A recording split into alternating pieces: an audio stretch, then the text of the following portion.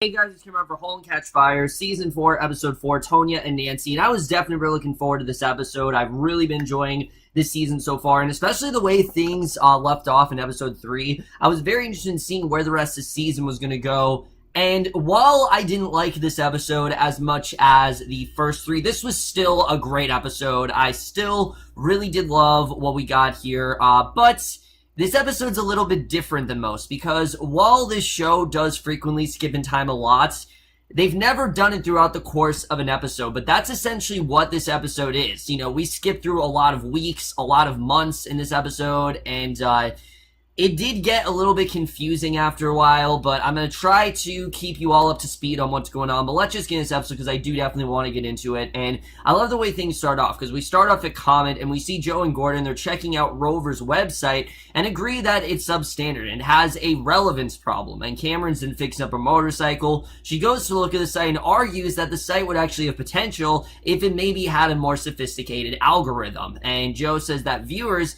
actually need a curated list of websites, not a better algorithm. That, you know, the list of websites they're getting, they're just not relevant enough, and they're not things that viewers really want. But Cameron points out the challenge of curating millions of websites. I mean, obviously it is a challenge to do, and I think she does bring up a good point here, that when you have, like, you know, only like 100 websites, it's not that bad, but as they start piling up, it's hard to kind of organize them all and figure out which one is the most relevant when there's so many of them. So I definitely can understand where she's coming from, but Joe argues further that algorithms can't tell the difference between good and bad websites, that, you know, algorithm is simply just that. It's a number, and it doesn't really mean much of anything, which I would argue that it actually does really mean something. But Haley then gets another porn company link. I don't know if this can be a recurring joke throughout the season, but I'm really liking it. I think it's really funny. And Joe tells Cameron that she should come work for them, and she says she's not ready for that yet. She still doesn't want to, and, you know,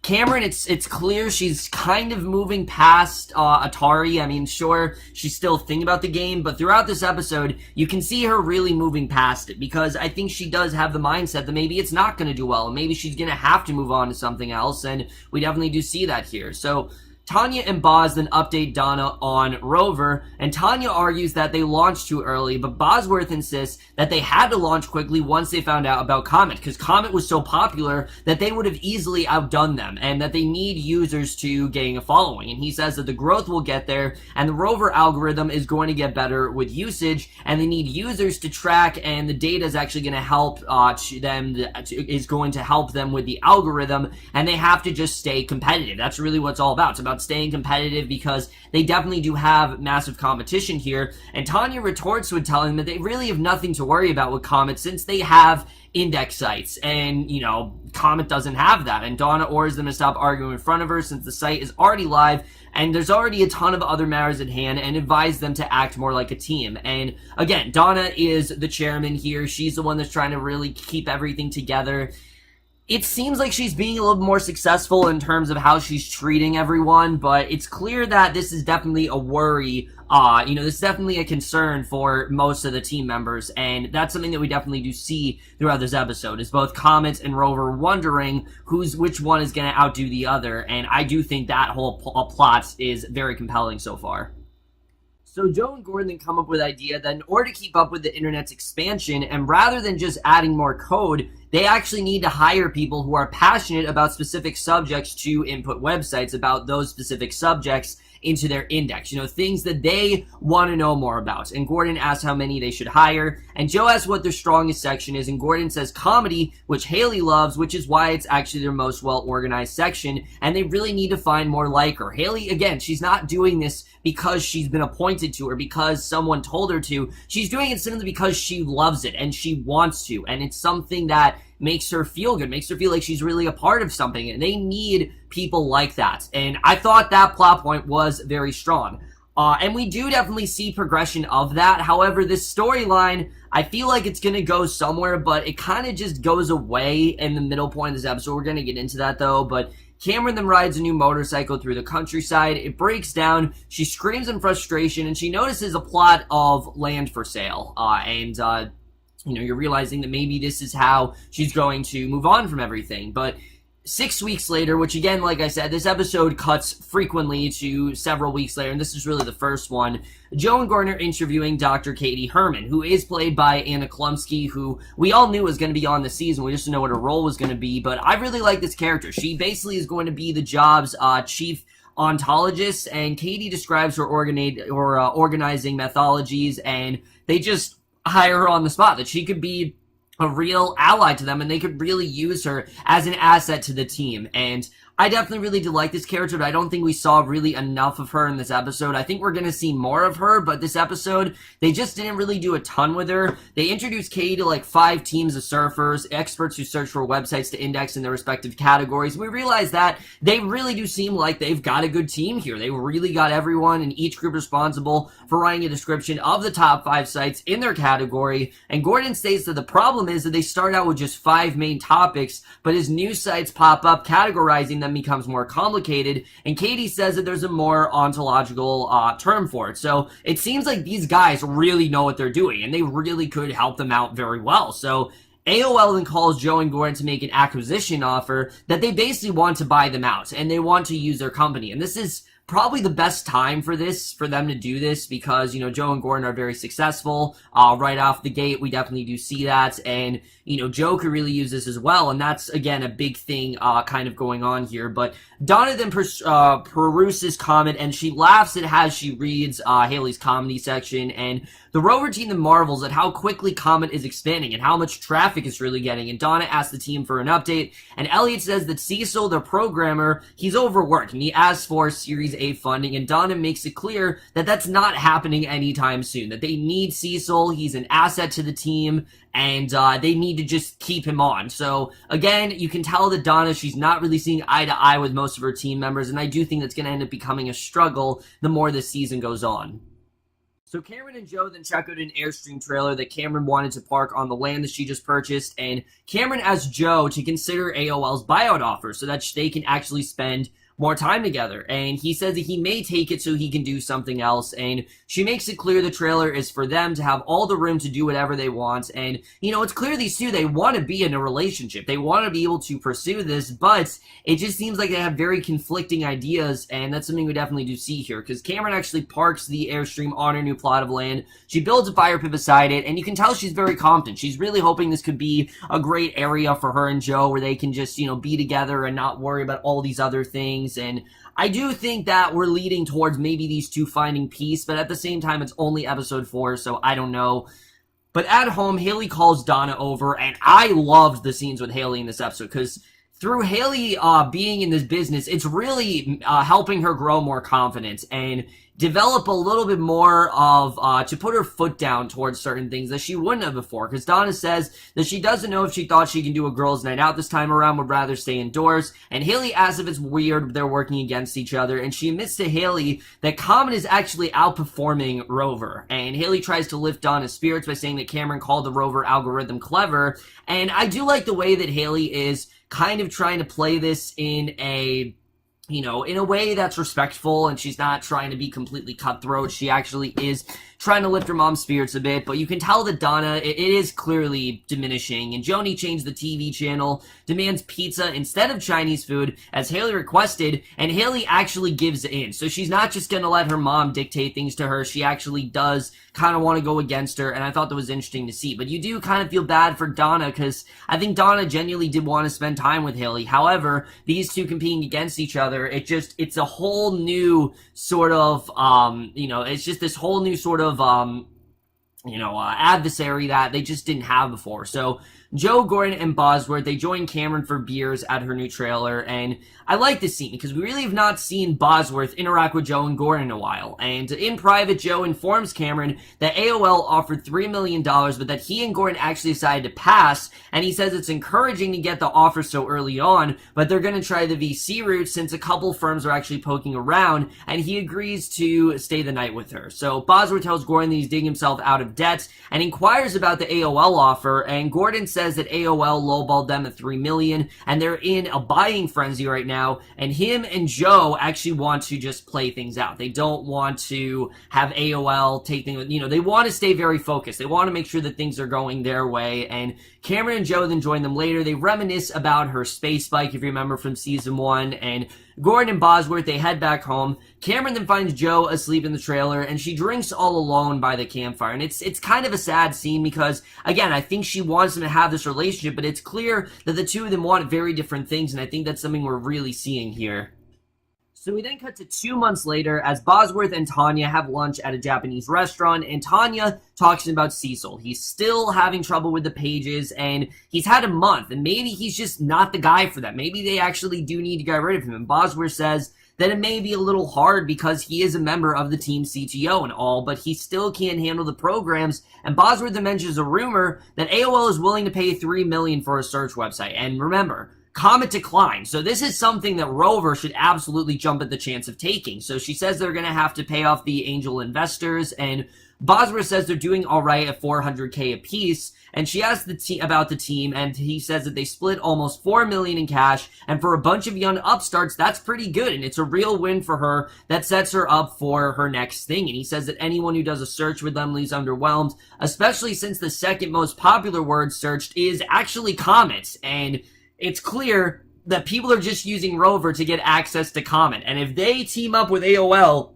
this could really help them out. So Bosworth suggests to Donna that they sell the Rover site to AOL. Tonya predicts that search websites are poised to become a billion-dollar business and insists they just stick with Rover because that why not just do that, focus on Rover. But I would agree with Boz because it's not really doing them any favors by doing what they're doing. It's not helping them, and Boz feels that they don't have the right kind of program, and Donna again orders them to present a more united front because they just can't come to a decision. And Tonya confronts Bosworth about his debt. She agrees to keep his secret but asks him to be more supportive of the team rather than his personal interests. So again, this is something that could really help out Bosworth. As we know, he's in very deep debt right now, and this may be the only way for him to get out of it. And he doesn't just want this for the team, he wants it for himself, and you definitely do see that. And I like the way that Tonya is kind of withholding this from Donna, because if Donna found out, all hell could break loose, and this could turn out really bad for Boz. But at Comet, Joe and Gordon meet with Davis Gladwell from VC firm Gladwell Bristol, and Gladwell gets distracted by a commotion in the bullpen, and Joe explains they're concluding their weekly website indexing contest, which rewards the team that has actually logged the most sites. And in the bullpen, we see that there are a ton of, VC, we see that there are just a ton of, various surfers at this point. There's a whole bunch of them, and, it gets to the point where, we see Haley's logging the site just as the clock runs out, and she gives her team the win, and as a reward, she actually receives a surfboard and throws a cream pie in Gordon's face. So it was a really fun scene. I like the way that was done, but rain then pours at Cameron's trailer. Her water stops running. She bangs the faucet, rattling the trailer and causing it to roll into mud. She opens the septic tank. Water then gushes out. She breaks the hitch and screams in frustration. And at home, we see Haley is excitedly telling Donna about winning the comp at work. She asserts herself with Joni and convinces Joni to actually change the channel so they can watch Nancy and Tonya Harding in the Olympics. So again, she is very firm in putting her foot down and making sure she's kind of getting what she wants. And we can see she just has a lot more agency than she did before. So a comic crew then gathers at Joe's house to watch the Olympics. Katie cleans whipped cream from Gordon's ear. It's clear these two are going to start some sort of relationship, but Cameron shows up unexpectedly. She goes straight to bed, declining Joe's invitation to join the party, and I found this was very interesting. So Bosworth fixes Cameron's plumbing, asks her to get some putty from his truck, and in Bosworth's truck, Cameron finds a compass that she gifted for him for his boat. And I've always really loved the scenes between Cameron and Bosworth, but this was probably their biggest scene this season, because she confronts him about the boat, and he tells her about his debts and explains that he liquidated his assets, and Cameron reasons that Rover might succeed, but Bosworth says that they really lack the talent to develop the right algorithm. It's just really not working for them, and he says that they don't have her. They need someone like her who's dedicated to her work and knows what she's doing, and Cameron asks which part they're really stuck on. So you realize, holy shit, she may actually help them out here. So Joe and Gordon then play pool at Comet and agree that they don't just want to take the VC money, that they really want to think about it, and that they want to come to the right decision here. So 1 month later, Donna then delivers a toast to Rover's Series A financing. Donna actually congratulates Bosworth and tells him that Donna had been on the urge of selling Rover to AOL, and she overhears Cecil telling an AJAC partner about how he came up with the winning algorithm, and she notices Bosworth is actually prompting Cecil's explanation of the waiting room concept, and she pulls Cecil aside, demands to know who really wrote the algorithm, and I'm gonna call her now. I think it's Cameron. I think Cameron is the one who wrote the algorithm. I think it makes the most sense because she doesn't want to work with Joe and Gordon, but she still wants something on the side in case, Atari doesn't work out for her, and I think she may very well have been the one that did it. So at home, Joe is then ranting about Rover's funding, and he worries that the new algorithm could actually destroy Comet, and Cameron is quietly listening, while it very much seems suspect that she could be basically the sole reason of, the downfall of Rover and of Comet, and that is the way that this episode ends. So overall, guys, a lot of stuff to really get into here. First of all, like I said, I think from that ending, it is pretty evident that the person who actually wrote this algorithm is Cameron, because Cameron said to Bosworth point blank, "How can I help you?" This is her way of helping them. And as we know, she doesn't want to work with Joe. Not because of the fact she doesn't like Joe, but she knows that those two, when they work together, it just really ruins everything. And it's not good for their relationship. And I think Cameron, she wants to pursue a relationship with Joe. I think they both really do want this, but they just have very differing ideas, and I think that really is what's going to be the sort of downfall of their relationship. I think it's always kind of been the main flaw of their relationship, and I think as much as these two really do want to be together, I don't know if it's really a possibility because they want completely separate things, and we definitely do see that here. And, Joe wants to focus on the business, while I think Cameron kind of wants him to get out of it. She wants this quiet life, and Joe, he just can't stay away from the business side of things. And I think, again, that really is Joe's kryptonite, is the business, and that's something we're definitely seeing here. So I very well think that Cameron very well could have been the one that made this algorithm. And if that's the case, I think it's going to be even more interesting than we thought it was going to be. So I'm interested in seeing really the way that's all going to turn out. As far as Boz, did Cameron help Boz with his debt? I think at this point it's kind of a non-issue, because 1 month later we see now Rover is actually really successful, and what I really loved about this episode is the passage of time. The way that time really does affect these two companies and how it has this ripple effect on them, sort of. Because we start the episode, we see Comet, they're doing extremely well. Rover's very concerned, and we end the episode with Rover achieving a victory, and then it coming full circle, and now Comet's concerned. So again, it kind of is that ripple effect where, sure, Comet may have been doing well a couple months ago, but now they're doing really not so good, and we're definitely seeing how this is affecting all these characters, and I definitely did like seeing that. However, that is actually my main flaw of this episode, is the whole idea of the passage of time. Because while I do think it is a very interesting way for them to do things, and I do think they had to do it because it is the final season and whatnot, they don't really have the time to drag things out, there were things I really did kind of want to see. I wanted to see more of Katie. I wanted to see how she kind of enriched herself into this whole group of the surfers. I wanted to see more of the process of that stuff, but we didn't really get to see any of that because they really did not rush through things, but they just got through things very quickly. It was kind of like this happened, then this happened, then this happened. I understand this episode was kind of chronic, it was kind of trying to summarize like 5 months or whatever. I totally understand that, but me personally, I just really would have wanted them to kind of take their time with some things, and they really didn't here. I do really like where this is going with Haley and Donna, because Donna, we can tell, she is still very cutthroat. She is starting to be very concerned about Cecil, as we can see. But at the same time, Haley, I think Haley, you can tell that she's really developing this more confidence to her and this edge to her that she just didn't really have before. And she really is saying no to Donna. She doesn't want to listen to her necessarily. And I definitely did like seeing that. I thought that was overall very interesting. I'm definitely interested in seeing how that's all going to turn out between Haley and Donna, because I do think this could very much destroy their relationship. We definitely are starting to see that here. And I think, especially now that Rover's going to be more successful than Common, I don't really know where this is going to go. I think overall this is going to be very interesting. Overall, guys, I definitely really did enjoy this episode. Even though it was the weakest for me, I still thought this was a great episode. And I'm still going to give Halt, Catch Fire Season 4, Episode 4, Tonya and Nancy, a B+. So over, guys, through this episode of Halt, Catch Fire. Let me know what you guys thought of this episode overall. Left your thoughts in it. We'll see you guys in my next video, which I do plan on watching the remaining 2 episodes of Halt, Catch Fire that have premiered, and I will see you guys for that. Okay, bye.